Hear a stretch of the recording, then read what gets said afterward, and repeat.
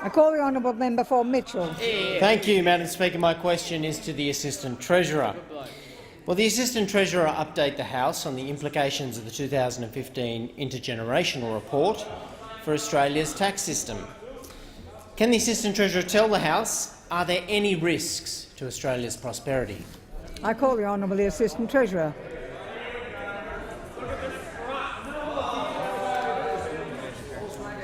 Thank you, Madam Speaker, and I thank the member for Mitchell for his question and acknowledge the strong interest he has in public policy. Madam Speaker, the Treasurer recently released the Intergenerational Report, a vitally important document that tells a very good story about how Australians are living longer and how their incomes are rising. But its impact on our tax system will be quite significant, particularly as the proportion of traditional working-age Australians to those over the age of 65 will decrease from 4.5 to 1 to just 2.7 to 1 over the next 4 decades. And the trajectory of debt and deficit which we inherited from the Labor Party would have reached $5.6 trillion in 4 decades' time, which would have condemned Australians to a higher tax regime.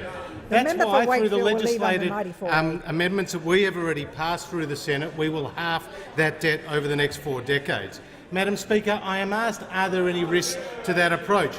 I am aware of 3 big risks, and they all sit at those opposite. Madam Speaker, the first major risk is that the Labor Party is addicted to spending. We have around $30 billion worth of savings stuck in the Senate, to which the Labor Party is opposed, including nearly $5 billion worth of savings that they took to the last election.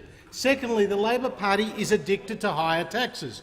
Who can remember, or who can forget, dare I say, that a drive-by FBT hit on the motor vehicle industry, or that additional tax on people with self-education expenses, or the $9 billion worth of taxes on the superannuation industry. Now they want to reheat the carbon tax and the mining tax rejected by the Australian people, and they also want to put a tax on some of Australia's largest companies and biggest employers.